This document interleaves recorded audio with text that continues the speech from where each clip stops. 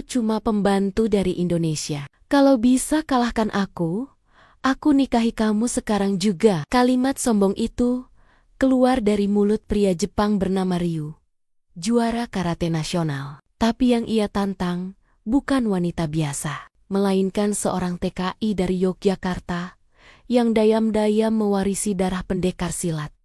Dan 7 detik kemudian, seluruh dojo terdiam. Halo teman-teman, selamat datang di channel ini. Tempat kita mendengar kisah inspiratif yang bikin bangga dan kadang bikin merinding. Tulis di kolom komentar ya. Kamu nonton dari kota mana? Jakarta, Surabaya, Medan, Makassar, atau dari luar negeri? Sebelum lanjut ke ceritanya, jangan lupa klik like, subscribe, dan share video ini biar makin banyak orang tahu kalau Indonesia bukan negara lemah, tapi negara yang tahu cara menang dengan kehormatan. Osaka, Jepang, musim semi baru saja datang. Udara masih dingin, tapi aroma bunga sakura mulai memenuhi jalanan kota. Di antara deretan gedung-gedung modern dan hiruk-pikuk warga Jepang yang sibuk, ada satu bangunan sederhana berlantai kayu, Tanaka Dojo, tempat latihan karate yang cukup terkenal di wilayah Kansai. Di dalamnya, puluhan murid tengah berlatih keras. Suara pukulan, teriakan kiai, dan langkah kaki menghentak lantai terdengar bergema. Dan di tengah ruangan itu, berdiri seorang pria tinggi berusia 30-an dengan seragam putih karate, sabuk hitam, dan tatapan tajam. Ryu Tanaka, sang pelatih dan juara karate nasional Jepang 3 kali berturut-turut. Ryu dikenal bukan hanya karena kemampuan bela dirinya, tapi juga karena kesombongan yang sebanding dengan kehebatannya. Baginya, hanya karate yang pantas disebut seni bela diri sejati. Segala yang lain, terutama dari negara-negara Asia Tenggara, hanyalah tarian lembek tanpa kekuatan.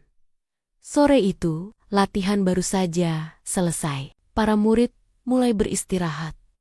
Sementara Ryu menyeka keringat di wajahnya. Pintu belakang dojo terbuka perlahan. Masuklah seorang wanita kecil bertubuh mungil, mengenakan pakaian sederhana dengan celemek lusuh. Tangannya memegang ember air dan kain pel.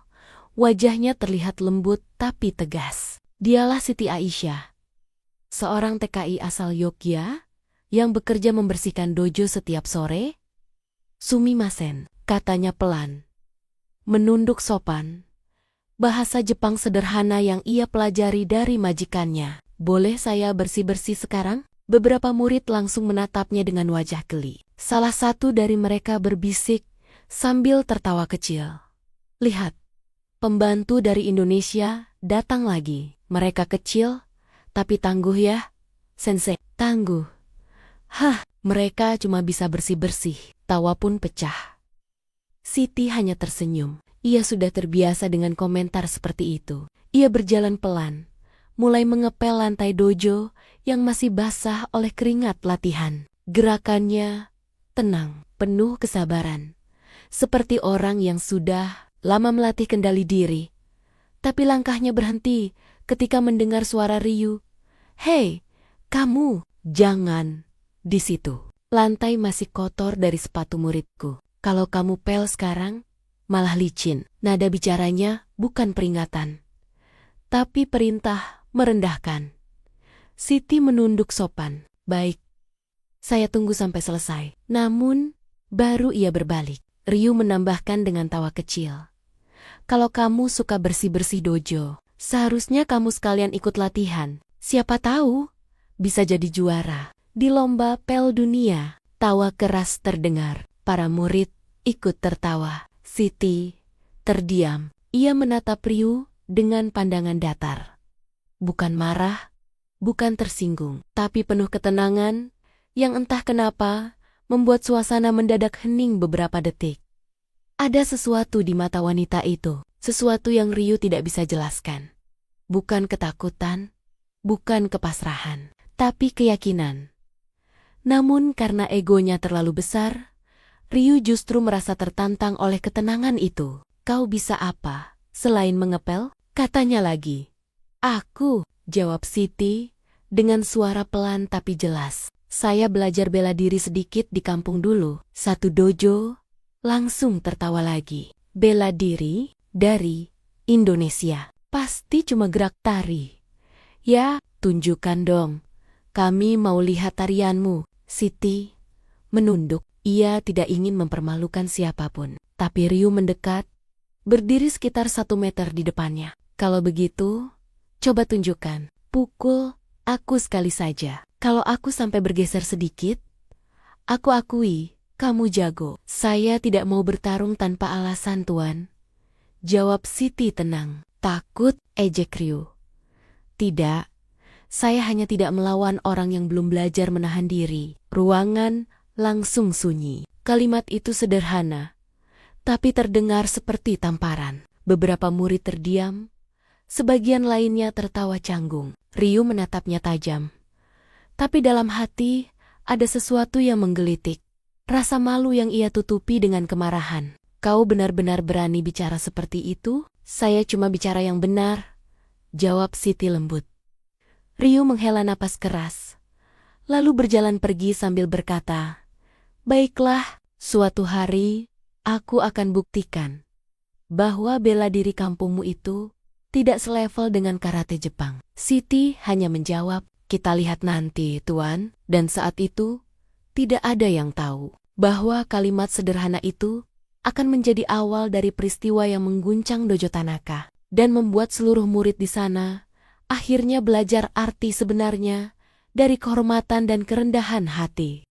Hari itu, Dojo Tanaka lebih ramai dari biasanya. Beberapa murid tambahan datang untuk melihat demonstrasi latihan Ryu yang katanya akan menguji kekuatan spirit Jepang dalam seni bela diri. Tapi di balik keramaian itu, ada sesuatu yang lain.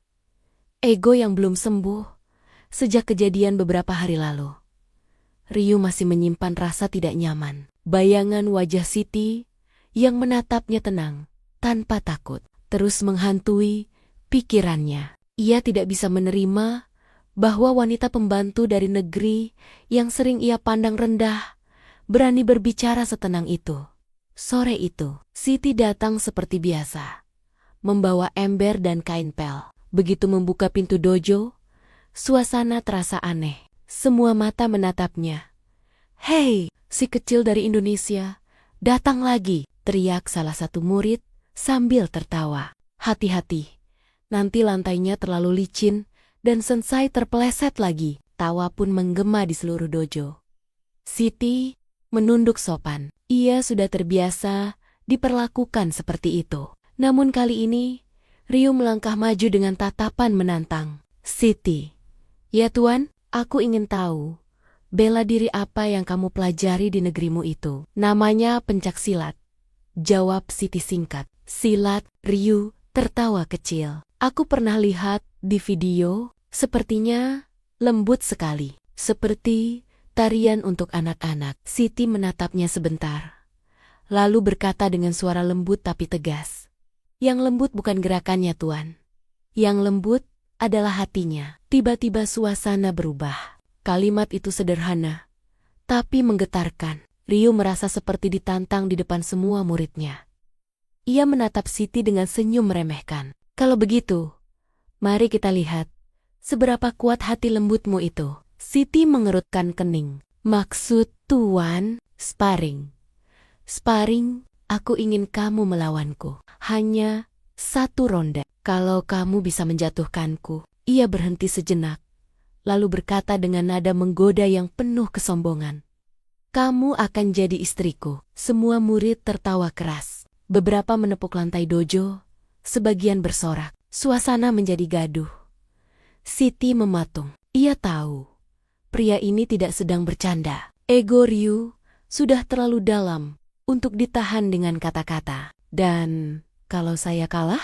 Tanya Siti, tenang. Kamu berhenti, sok kuat, dan lanjutkan kerjaanmu seperti biasa. Siti menarik napas panjang. Dalam dirinya ada benturan antara marah dan malu. Tapi lebih dari itu, ada harga diri. Baik Tuan, Tapi kalau saya menang, Tuan janji berhenti menghina orang Indonesia. Ryu mengangkat dagu. Setuju. Semua murid mundur ke sisi ruangan, membuat lingkaran besar. Suara kamera ponsel mulai terdengar. Beberapa ingin merekam momen ini. Ryu berdiri tegap dalam posisi karate, kaki terbuka, tangan kanan di depan, siap menyerang. Siti menunduk perlahan, menatap lantai kayu, lalu perlahan mengangkat tangannya ke posisi siap.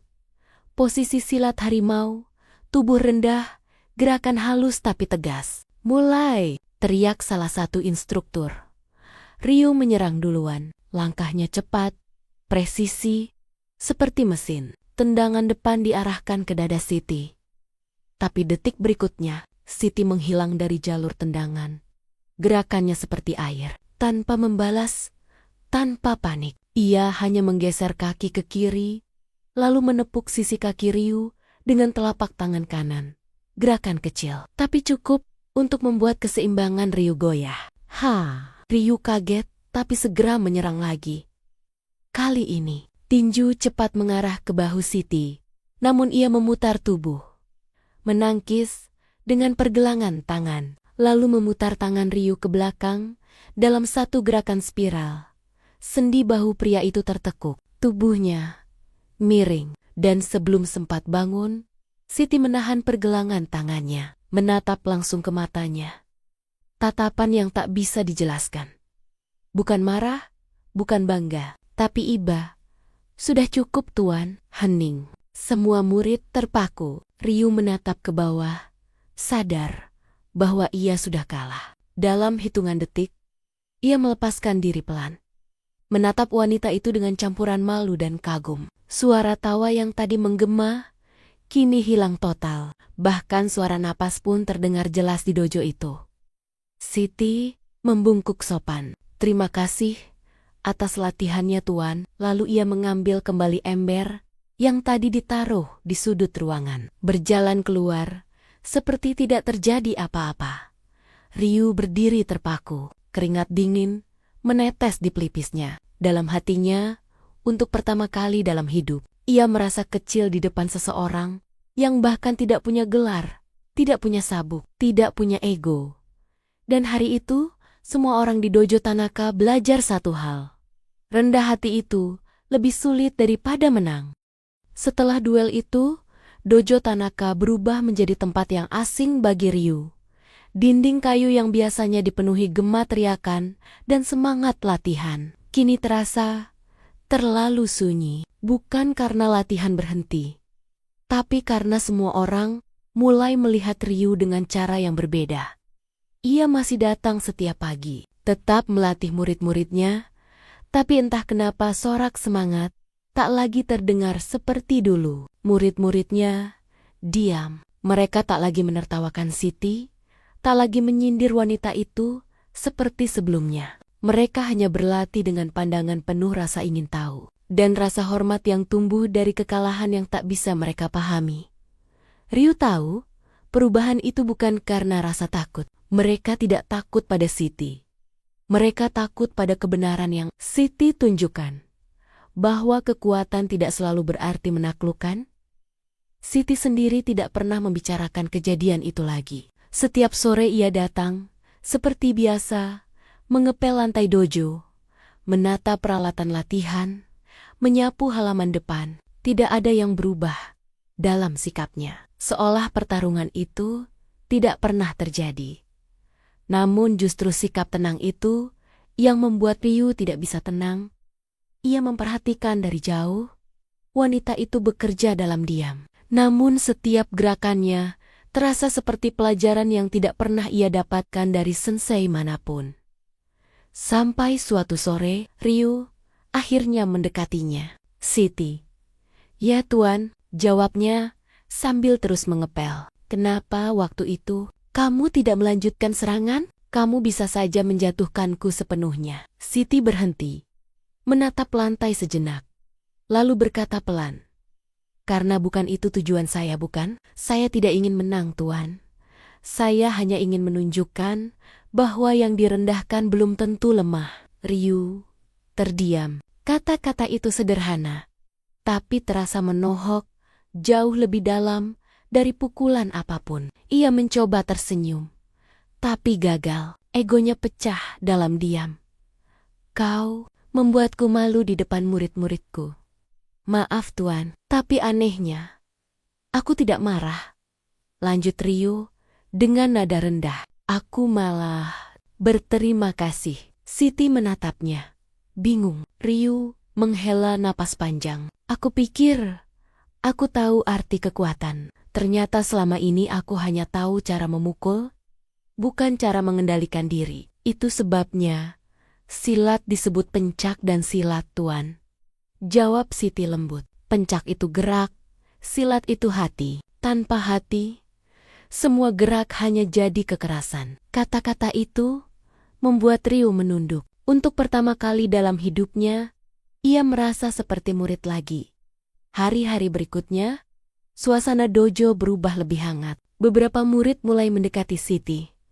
Bukan untuk menertawakan, tapi bertanya dengan tulus. Sensei Siti, bagaimana caranya menahan diri seperti waktu itu? Sensei Siti, apa semua jurus silat seperti air begitu? Awalnya Siti menolak disebut sensei, tapi Ryu sendiri yang menegurnya dengan senyum. Terimalah, Siti. Karena mereka sedang belajar sesuatu yang tidak bisa diajarkan oleh karate. Suatu sore, dojo sepi. Ryu duduk di lantai, memperhatikan Siti yang sedang melipat seragam latihan. Siti, katanya, tiba-tiba. Ya, Tuan, waktu itu aku bilang kalau aku kalah, kamu jadi istriku. Siti terdiam, tidak menatapnya. Itu hanya omongan sombong, Tuan. Mungkin, tapi aku tidak bercanda sekarang. Siti tersenyum kecil, tanpa menoleh. Tuan, saya tidak ingin menikah karena taruhan. Lalu, karena apa? Karena saling menghormati. Dan saya belum yakin Tuan sudah belajar itu sepenuhnya. Ryu menatapnya. Kemudian, tertawa kecil. Kau benar, aku masih banyak belajar. Ia menunduk. Tapi aku ingin belajar dari kamu. Siti menatapnya sejenak. Ada sesuatu di matanya. Lembut, tapi kuat. Kalau begitu, mulai dari hal sederhana, Tuan. Apa itu? Mulailah dengan menyapu dojo. Dengan hati yang bersih. Ryu terdiam beberapa detik. Lalu tanpa kata, ia mengambil sapu di tangan Siti, mulai menyapu lantai dojo dengan perlahan. Murid-murid yang melihat dari jauh menatap tak percaya. Sensei Ryu Tanaka, juara karate Jepang, menyapu lantai bersama seorang TKI Indonesia. Dan hari itu, semua orang di dojo menyadari sesuatu yang sederhana tapi besar. Bahwa yang kuat bukan yang membuat orang tunduk, melainkan yang mampu menundukkan egonya sendiri. Sore menjelang malam, cahaya matahari menembus kise-kise kayu dojo, menyorot dua sosok yang menyapu dalam diam. Ryu berhenti sebentar, menatap Siti. Siti, ya, Tuan, terima kasih. Kau telah mengajarkanku arti kekuatan. Siti tersenyum kecil. Bukan saya, Tuan, tanah Indonesia yang mengajarkan saya. Saya hanya membawanya ke sini. Dan di saat itu, Ryu tahu, kekalahan terbesarnya bukan saat tubuhnya jatuh di lantai dojo, melainkan ketika hatinya akhirnya tunduk pada kerendahan hati seorang wanita yang ia remehkan. Kalimat penutup untuk layar hitam, ending quote. Kadang, kemenangan sejati datang bukan saat kamu menjatuhkan lawan, tapi ketika kamu memilih untuk tidak menjatuhkan siapapun. Sejak hari itu, hari di mana Ryu Tanaka menyapu lantai dojo bersama Siti, sesuatu berubah di tempat itu. Suasana yang dulu kaku dan penuh gengsi, kini menjadi lembut, tenang, dan jauh lebih manusiawi. Para murid mulai menyapa Siti dengan hormat setiap kali ia datang. Tidak lagi ada tawa meremehkan, tidak ada tatapan sinis. Siti kini bukan hanya petugas kebersihan dojo, ia menjadi simbol ketenangan. Seseorang yang, tanpa berteriak, mengajarkan arti sebenarnya dari bela diri. Dan Ryu perlahan mulai kehilangan sisi angkuhnya. Ia masih sensei yang tegas, tapi setiap kali melihat Siti, ada sesuatu dalam dirinya yang berubah. Lebih sabar, lebih rendah hati, lebih manusiawi. Suatu sore, dojo hampir kosong. Latihan selesai, murid-murid sudah pulang. Hanya Siti yang masih di sana, membersihkan tatami di tengah ruangan. Langit di luar mulai memerah. Cahaya senja menembus jendela, menimbulkan bayangan lembut di lantai kayu. Ryu berdiri di ambang pintu, memperhatikan gerakan tangan Siti yang menyapu pelan, seolah mengikuti irama napas dunia. Tenang, lembut, dan penuh makna. Kau selalu datang paling akhir, kata Ryu akhirnya, memecah kesunyian, karena yang bersih di luar belum tentu bersih di dalam. Jawab Siti sambil tersenyum kecil. Ryu tersenyum samar. Kalimatmu selalu membuatku berpikir lama. Mungkin karena Tuan belum terbiasa berpikir dengan hati. Ryu tertawa lirih. Kau benar. Ia melangkah mendekat. Berdiri di sampingnya, Siti berhenti bekerja. Untuk pertama kalinya, jarak mereka begitu dekat, cukup untuk mendengar napas masing-masing. Aku ingin tahu, ujar Ryu perlahan. Apa yang membuatmu begitu sabar menghadapi orang seperti aku? Karena hidup saya sudah mengajarkan banyak tentang sabar. Jawab Siti pelan. Saya datang ke Jepang bukan karena ingin kaya, tapi karena ingin belajar menghargai hidup. Dan saya belajar bahwa yang keras tidak selalu kuat. Ryu menatapnya lama. Kata-kata itu menembus lebih dalam daripada pukulan apapun yang pernah ia terima. Ia melihat wanita sederhana di depannya. Bukan dengan mata seorang pelatih, tapi dengan hati seorang manusia. Siti, katanya perlahan. Aku tidak tahu kenapa.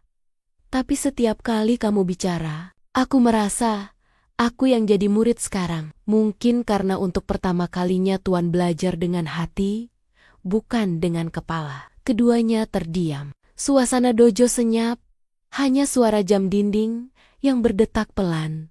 Hari-hari berikutnya, Siti tak lagi hanya datang untuk bekerja. Ryu mulai meminta bantuannya untuk mengajarkan teknik pernapasan dan keseimbangan kepada murid-muridnya. Awalnya ia menolak, merasa tidak pantas. Tapi Ryu berkata, yang kamu ajarkan bukan jurus, tapi jiwa. Itu yang dojo ini butuhkan. Pelan-pelan, Siti mulai berdiri di depan kelas bersama Ryu. Ia tidak memakai seragam karate, tapi tetap dengan baju sederhana yang sama. Dan setiap kali ia berbicara, murid-murid mendengarkan seperti sedang mendengar doa. Silat mengajarkan kita untuk menunduk, bukan kalah, katanya pada suatu sesi. Karena dari tanah, tempat kita berpijaklah kekuatan sejati muncul. Para murid menatap kagum. Bahkan, Ryu pun ikut menunduk. Merasa bangga, tapi juga tersentuh. Malam itu, setelah latihan, Ryu duduk sendirian di depan dojo. Siti datang membawa 2 gelas teh hangat. Ini untuk Tuan. Terima kasih, jawab Ryu. Keduanya duduk berdampingan, memandangi langit malam yang penuh bintang. Kau tahu? Kata Ryu pelan. Aku dulu berpikir wanita kuat itu yang bisa menendang atau memukul. Sekarang aku tahu. Wanita kuat adalah yang bisa memaafkan. Siti tersenyum, menatap cangkir tehnya. Kadang, memaafkan memang lebih sulit daripada bertarung. Ryu menatap wajahnya dalam diam. Wajah yang sederhana, tanpa riasan, tanpa kesombongan, tapi memancarkan sesuatu yang bahkan tidak bisa ia temukan di podium kejuaraan manapun. Ketenangan. Siti, katanya perlahan. Ya, Tuan, kalau waktu bisa kuputar kembali. Aku ingin pertama kali mengenalmu, bukan di dojo, tapi di tempat di mana aku bisa jadi manusia biasa, bukan sensei. Siti menatapnya, lalu tersenyum tipis. Tuan tidak perlu jadi orang lain, cukup jadi diri sendiri. Yang baru. Ryu terdiam. Ia tahu, itu bukan cinta biasa. Itu rasa hormat yang tumbuh terlalu dalam, hingga sulit dibedakan dari cinta. Dan malam itu, sebelum mereka berpisah, Siti berkata, kekuatan sejati bukan membuat orang lain tunduk, tapi membuat seseorang berubah tanpa merasa dipaksa. Ryu menunduk, menatap tanah dojo yang dulu ia injak dengan kesombongan, dan kini menjadi tempat ia belajar arti rendah hati. Beberapa bulan telah berlalu sejak hari itu. Dojo Tanaka kini menjadi tempat yang berbeda. Tidak lagi terdengar suara tawa, sombong atau ejekan. Yang terdengar hanya semangat latihan dan suara lantai kayu yang bergetar oleh semangat baru. Dan di tengah perubahan itu, satu nama terus disebut dengan hormat, Siti Aisyah. Wanita Indonesia yang dulu diremehkan, kini dihormati, bukan karena kekuatan fisiknya, tapi karena kekuatan hatinya. Suatu pagi, Ryu mendapat undangan dari Federasi Karate Jepang. Mereka meminta Dojo Neya tampil dalam ajang internasional di Tokyo. Bukan sekadar untuk bertanding, tapi untuk menampilkan filosofi latihan yang berbeda. Ryu menatap surat itu lama, lalu berkata pelan, mereka ingin aku menunjukkan perubahan. Tapi perubahan itu tidak datang dari aku. Sore harinya, ia menemui Siti yang sedang menyapu halaman dojo. Siti, aku mendapat undangan dari federasi. Selamat Tuan, itu kabar baik. Bukan untuk bertanding. Mereka ingin aku menunjukkan konsep latihan baruku. Konsep baru? Ya, tentang kekuatan tanpa kesombongan. Tentang seni bertarung tanpa kebencian. Siti berhenti menyapu, menatapnya. Itu bukan konsep baru, Tuan. Itu konsep lama. Hanya saja, orang jarang mau memahaminya. Ryu tersenyum kecil. Aku ingin kamu ikut ke Tokyo. Saya? Ya. Aku ingin dunia melihat silat dari tanganmu sendiri. Siti kaget. Tuan, saya bukan siapa-siapa. Tepat. Justru karena kamu tidak berusaha jadi siapa-siapa, maka kamu layak berdiri di depan siapapun. Beberapa minggu kemudian, hari itu tiba. Tokyo International Martial Arts Festival. Aula besar dengan ribuan penonton dari berbagai negara. Bendera Jepang berkibar, lampu sorot berputar. Siti berdiri di tengah panggung, memakai pakaian silat hitam polos, tanpa ornamen, tanpa sabuk. Di belakangnya berdiri Ryu dan murid-murid Dojo Tanaka. Di hadapan mereka, penonton dari seluruh dunia, pelatih karate, taekwondo, kungfu, jujitsu. Semua ingin melihat apa yang disebut Ryu sebagai spirit baru dari Asia. Ryu melangkah ke depan, memegang mikrofon. Hari ini, saya tidak akan menunjukkan teknik baru, tapi akan memperkenalkan seseorang yang mengubah cara saya melihat kekuatan. Ia menoleh ke arah Siti.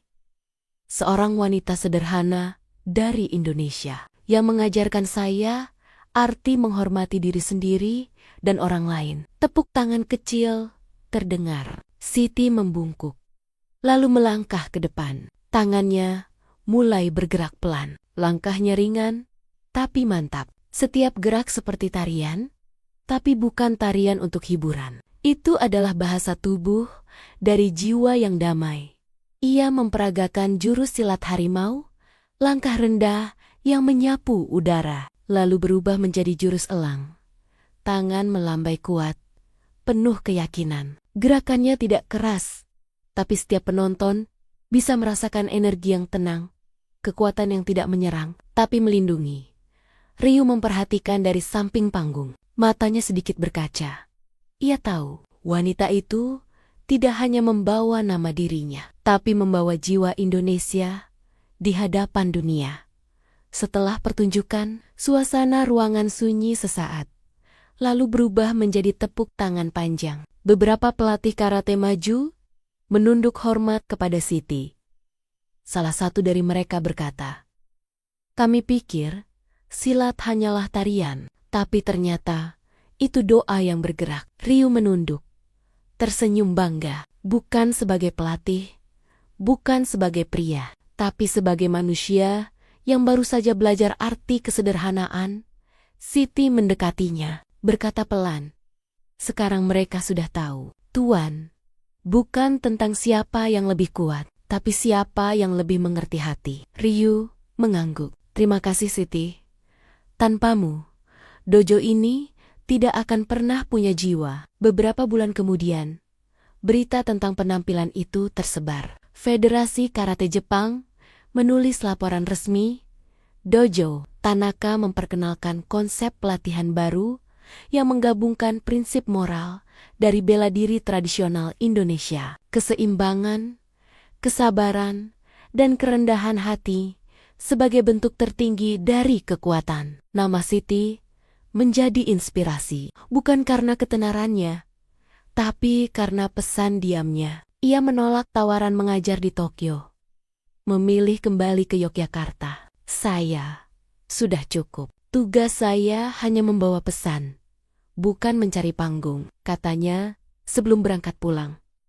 Ryu mengantarnya sampai bandara. Tidak banyak kata, hanya tatapan panjang, penuh rasa hormat, dan sesuatu yang lebih halus dari cinta. Siti, katanya pelan, aku akan selalu menjaga apa yang kamu tinggalkan di dojo ini. Apa itu, Tuan? Ketenangan. Ketenangan. Siti tersenyum, lalu menjawab, ketenangan hanya datang kalau hati berhenti ingin menang. Dan pesawat pun lepas landas, membawa wanita sederhana yang telah membuat seorang juara dunia belajar tunduk, bukan pada kekalahan, tapi pada kebijaksanaan.